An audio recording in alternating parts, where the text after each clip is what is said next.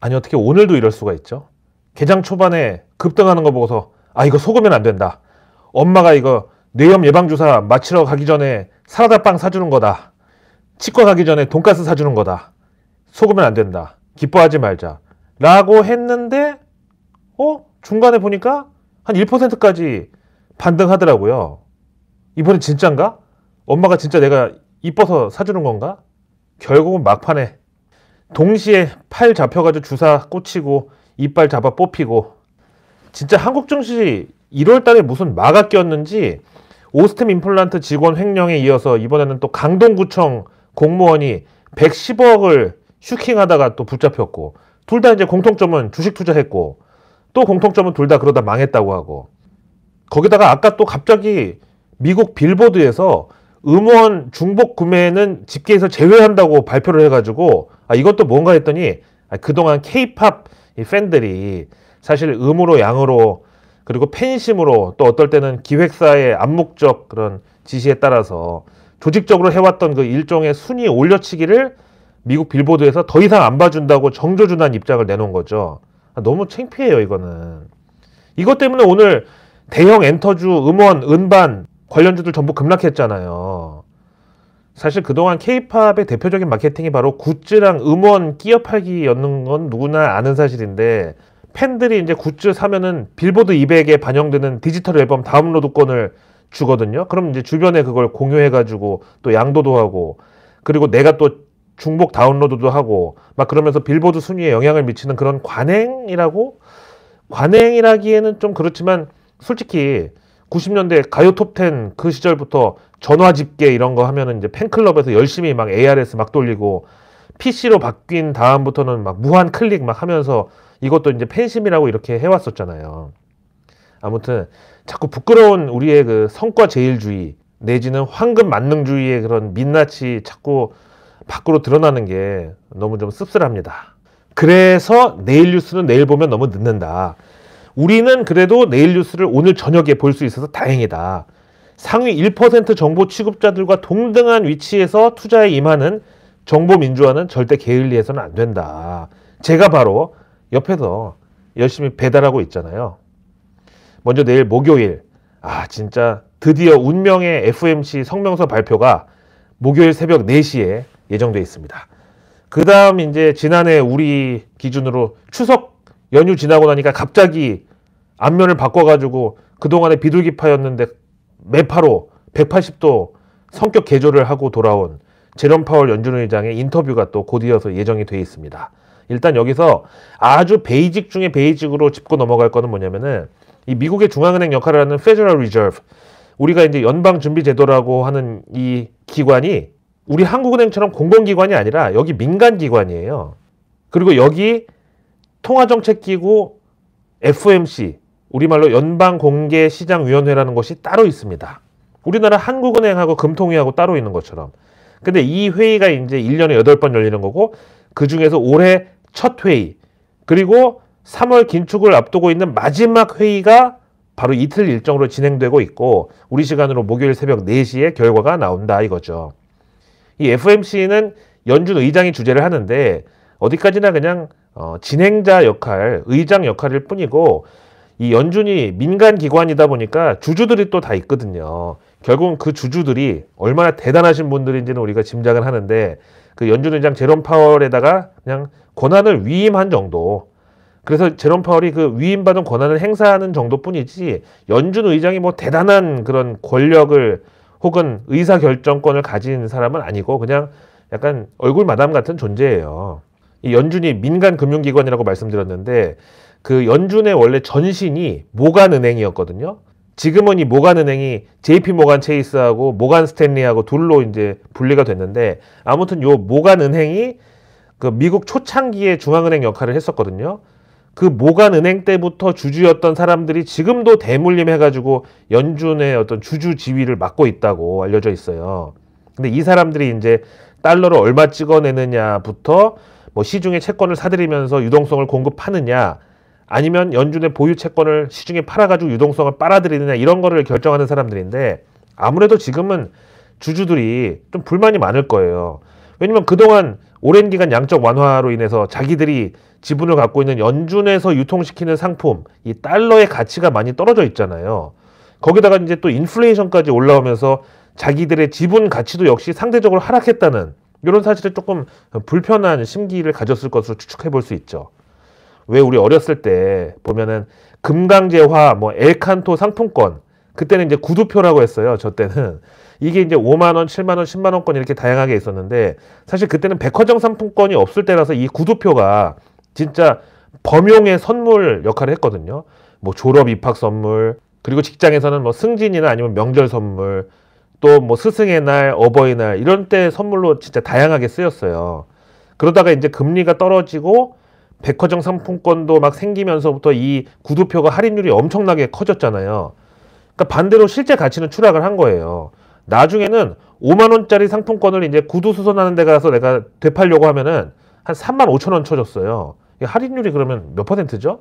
30%인가요? 이것도 채권인데 일종의. 그러니까 이제 당연히 그걸 발행한 그 구두 회사들은 매출은 그대로 잡히는데 순이익이 너무 쪼그라드니까 이 기업들도 같이 내리막길을 걷게 됐고 지금은 뭐 없어진 데도 있고 거의 숨만 쉬는 데도 있고 한데 그때 이제 그 심각성을 깨닫고 다시 그 구두표 가치를 올리려고 했으면은 방법은 딱 하나밖에 없죠. 신규 발행 중단하고 그 자기네 회사 구두표 다 걷어들여가지고 그냥 소각시켜버리는 방법. 그랬으면 아마 추후에 엄청난 할인율에 시달리는 일은 없었을 건데 이게 바로 지금 연준 주주들의 상황이고 심정입니다. 여하튼 연준 주주들이 뭐 어떤 사람들이든 뭐 얼마나 대단한 사람들이든 간에 솔직히 미국 대통령 위에 있다는 것은 누구나 짐작할 수 있는 사실인데 지금 이런 상황에 대해서 바이든 대통령이 이제 연일 인플레이션에 대한 어떤 강경 입장을 고수하고 있어요. 어제 이제 인플레이션이 당신한테 정치적 사안이냐고 묻는 기자한테 비록 이제 혼잣말이긴 했지만 욕박았고 그 다음에 오늘 새벽에는 또 백악관 발로 성명이 나온 게 있었는데 그 내용 중에 이런 게 있었어요. 우리는 주식시장을 보면서 우리의 정책 성과를 판단하지 않는다. 그러면서 안 그래도 바이든 정부 들어서고 나서 주식시장 많이 올랐지 않느냐. 이렇게 백악관 성명에 나왔어요. 그 말은 야 지금 그까이 거 조금 조정받는다고 이걸 우리 탓이라고 원망하지 마라. 바이든 정부 시작하고 나서 이후부터 보면은 니네 많이 먹었잖아. 아직도 플러스잖아. 지수로 봐서는. 이런 소리였어요. 근데 이게 FOMC 하루 앞두고 백악관에서 저런 입장 표명을 했다는 게 조금 또 그렇죠.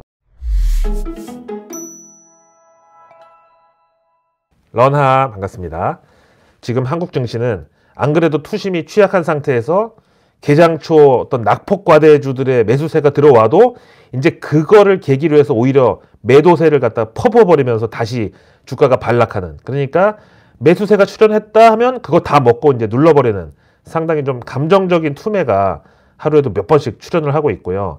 코스피, 코스닥 뭐 둘 다 계단식의 하락이 나타나고 있는데 이게 원래 증시에서 상당히 그 기분 나쁜 거거든요. 원래 증시에서는 급락보다 무서운 게 이 계단식 하락입니다. 그 이유는 뭐냐면 계단식 하락은 후유증이 길기 때문에 그래요. 술도 뭐 과실주나 이렇게 도수 약한 거 이렇게 좀 약간 마실 때 큰 거부감 없는 거 홀짝홀짝 마시다가 이거 취하면은 다음날 숙취도 오래 가는 것처럼 이 계단식 하락도 그런데 사실 증시에서 원래 폭락은 한 번에 그냥 꽈당 하면서 대신에 중간에 물리는 자금들은 없어요. 그러면 이제 그 다음에 반발 매수세나 저가 매수세나 아무튼 새로운 자금 들어올 게 항상 존재를 한다는 뜻인데 근데 지금 우리 증시 같은 이런 계단식 하락은 하락하는 과정에서 반등하는 것 같다 해서 따라 붙었다가 물리고 오늘 같은 날 보세요. 새로운 자금 들어왔다가 그대로 물렸고 그 다음에 또 새로운 자금 들어오면은 이제 바로 직전에 들어왔던 사람들이 탈출하려고 매도 때리면서 새로 들어온 자금 또 물리고 또 반복해서 또 물리고 그러다가 이제 재수 없으면은 전고점 회복하는데 10년씩 걸리는 거죠. 내일 목요일 정부 일정으로는 김부겸 국무총리가 국제개발협력위원회에 참석합니다. 일명 ODA라고 하죠. 여기 이제 무상원조, 유상원조 두 가지가 있어요. 주로 개발도상국들의 디지털 전환을 지원하고 디지털 관련 인프라 개선 사업을 우리 정부가 지금 확대 중인데 여기 들어가는 게 이제 5G 장비하고 공공 와이파이 이쪽이 주류입니다. 그리고 이제 이 ODA 쪽이 조금 복잡한 게 만약에 지금 또 러시아가 우크라이나를 침공할 경우에 우리 군을 우크라이나에 파병을 하느냐 이런 문제부터 그럼 또 러시아랑 척지는데 러시아 가스관 사업은 어떻게 되는 거며 그리고 또 우리가 지금 미국하고 중국 이런 시어머니 시누이 2명 모시는 것도 벅찬데 갑자기 러시아에서 유학 갔다 돌아오는 시동생까지 집에 들이닥치면 어쩌란 말인지. 내일 중기부 장관은 삼성전자 파운드리 현장 방문에 나섭니다. 삼성전자 화성 사업장. 근데 장 마감 후 4시니까요. 일단 장중에 뭐 뉴스가 쏟아지기보다는 파운드리에 대해서 우리가 다시 한번 점검 정도는 해볼 수 있겠습니다. 그리고 내일 드디어 중대재해법 시행 예정입니다. 거의 이제 사망에 준하는 중대산업재해 발생 시에 사업주를 형사처벌하는 중대재해처벌법, 이게 1월 27일부터 공식 시행이 됩니다. 이번에 광주에서 붕괴 매물사고 난 HDC 현대산업개발부터 또 직장 내 가혹행위로 직원이 스스로 세상을 등진 사건이 터진 세아 베스트까지 과연 이제 어디가 시범 케이스로 어떤 처벌을 얼만큼 받게 될지는 사실 아직 정해진 게 없지만 업계에서는 상당히 떨고 있습니다. 하지만 어떤 이유로라도 근로자가 돈 벌러 나왔다가 사망하는 일은 없어야 됩니다. OECD 회원국 중에서 산재 사망사고 1위 국가라는 이 오명도 이제 우리한테는 무조건 벗어나야 되는 숙명 같은 거고요. 이게 어떤 현실 하에서 OECD 1위가 됐는지는 뻔하죠. 뭐 기업 입장에서는 원가 절감하려고 그러고 개인은 이제 시간 단축해가지고 일 조금이라도 더 하고 돈 더 벌려는 그런 게 핵심이라는 게 사실은 더 마음이 아프고 지난해 성인지 예산이 34조 9천억이었는데 미국, 나사 그러니까 미국뿐만 아니라 사실상 전 세계 우주 산업을 주도하는 이 나사의 1년 예산이 32조였다는 거를 생각하면은 이게 진짜 과연 이게 맞는 건가? 절대 뭐 어떤 특정 저는 정치 성향이나 어떤 사상을 강요하고자 함이 아니고요. 성인지 예산이라는 게 적용 범위가 따로 있는 게 아니라 사실 목숨 걸고 위험한 일을 하는 우리 근로자들, 아버님들 그분들한테 당신들은 집에 소중한 가족이 있다. 그리고 당신들도 역시 소중한 사람들이다. 그리고 혹은 가족이 없는 청년들한테도 너는 돈 버는 기계가 아니다. 당장 돈 조금 적게 번다고 막 장가도 못 가고 사회에서 나고자 되고 그런 거 아니니까 귀찮아도 안전장구 잘 착용하고 안전한 환경에서 무리하지 말고 휴식 충분히 취하고 조심해서 일하라고 계도도 하고 또 필요한 휴식 시간만큼은 거기에 맞게 또 돈으로 보상도 좀 해주고 그리고 몸이 정 안 좋은 날은 하루 쉬어도 좀 소득 보전도 해드리고 이런 데 쓰여야 되는 게 아닌가. 제가 너무 좀 이상주의자 같은 한심한 소리였다면 죄송합니다. 뭘 모르는 놈이라 그런데 하여튼 이 중대재해처벌법은 사고 발생 책임 주체를 누구로 보는지에 따라서 심지어는 공공기관의 대표나 지자체장도 처벌 대상이 될 수 있다고 알려져 있어가지고 요즘에 또 이걸로 재미 보는 사람들은 따로 있는데 고용노동부 출신 그 고위 공무원들 요즘에 로펌이나 대기업의 고액 연봉자로 재취업들 많이 한다고 엄청 귀하신 몸이래요. 다음 내일 1월 27일 목요일 드디어 LG에너지솔루션이 상장을 합니다. LG그룹의 계열사이자 LG화학에서 분리돼서 분사한 LG에너지솔루션이 코스피에 바로 신규 상장하는데 과연 그럼 LG에너지솔루션이 이렇게 상장을 하고 나면 국내 증시 수급 공백은 다시 회복이 될 것인가? LG에너지솔루션이라는 블랙홀이 닫히면서 더 이상의 자금이 빨려 들어가지는 않을 것인가? 사실 지금 같은 투심에서는 이것도 조금 기대를 낮춰야 되지 않나 생각이 드는 게요. 일단 수급에 대해서 얘기를 하면 이걸 빼놓을 수가 없는데 연기금의 경우 대표적으로 국민연금을 보면은 벤치마크가 코스피 200이거든요. 그러니까 여기 관련 종목이 상장을 하면은 기계적으로 비중 확대를 해야 되고 담아야 됩니다. 그래서 이제 연기금이 카카오뱅크를 상장 초기 37거래일 중에 35거래일을 매수했고 카카오페이는 34거래일 중에 33거래일을 계속 샀어요. 그 다음에 이 두 종목이 이제 빠졌기 때문에 뭐 좋은 기업을 좋은 가격에 잘 샀다고는 얘기하기 힘들지만 뭐 밸류에이션이 고평가든 아니든 그거를 따지지 않고 어차피 벤치마크를 추종하기 위해서 기계적으로 그 비중을 담아야 되기 때문에 이런 일이 있는 건데, 글쎄 이런 방식의 운용이 과연 우리가 낸 연금을 잘 굴려주고 불려주고 관리해주는 건지에 대한 판단은 좀 사람마다 다를 것 같아요. 왜냐하면 국민연금이 갖고 있는 대형주를 직접 매매를 하는 전업투자자 같은 분들이라면은 요즘 같은 때 진짜 열받죠.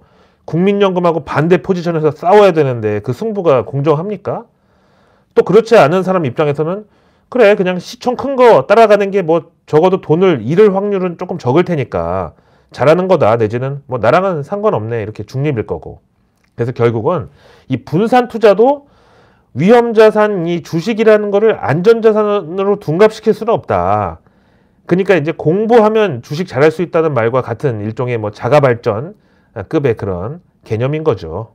아무튼 제 예상으로는 이 LG에너지솔루션도 상장 직후에 갑자기 다른 대형주들의 수급이 들어온다기보다는 연기금들의 어떤 플레이를 생각해 봤을 때 지난 카카오뱅크, 카카오페이 상장 당시에 그 수급 공백이 더 이어졌던, 그거보다 더 했으면 더 했지 덜 하지는 않을 거라고 보고, LG에너지솔루션을 지금이라도 사기 위해서 현금을 마련하는 그런 과정에서 연기금이 다른 종목을 헐값에 팔고 진짜 어떤 매뉴얼을 따르는 그런 비생산적인 운용을 하는 게 아니기를 개인적으로는 바랍니다.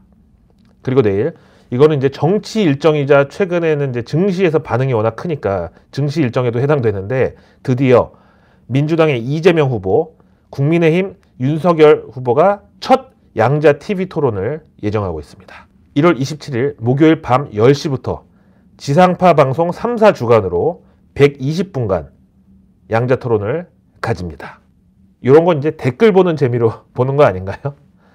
그 댓글 보면 진짜 대단한 분들이 많은 게 순간순간의 표정이나 어떤 그 분위기를 어떻게 이렇게 잘 캐치하는지, 진짜 다이내믹 코리아만큼 발달한 게 우리나라 진짜 디테일 같아요. 그러니까 좀 엔터도 잘 되는데, 가만 놔둬도 잘 되는 걸 저렇게 랭킹 조작 같은 그런 플레이를 하다가 결국 빌보드에서 그걸 막겠다고 나선 게 K-팝의 좀 수치라고 생각하고, 주식시장에서도 그런 거 잘하는, 그런 플레이 잘하는 대형 엔터사들 오늘 다 폭탄 맞았잖아요. 그리고 내일 목요일 넷마블은 투게더 위드 프레스 NTP 개최를 예정하고 있습니다. 넷마블이 지난해 실적 발표 당시에 컨퍼런스 콜에서 예고를 한 건데, 1월 27일 연례 전략 발표 행사인 넷마블 투게더 위드 프레스를 개최한다고. NTP는 이제 넷마블이 항상 연초에 그 해당 년 또는 중장기 사업 전략을 발표하는 연례 행사고, 글로벌 시장의 화두인 블록체인 기반 P2E 있죠. 플레이 투 얼 게임 발표가 내일 이 자리에서 있을 것으로 사람들이 기대하고 있습니다. 이어서 내일 실적 발표 기업들이 진짜 이거야말로 또 대여급입니다.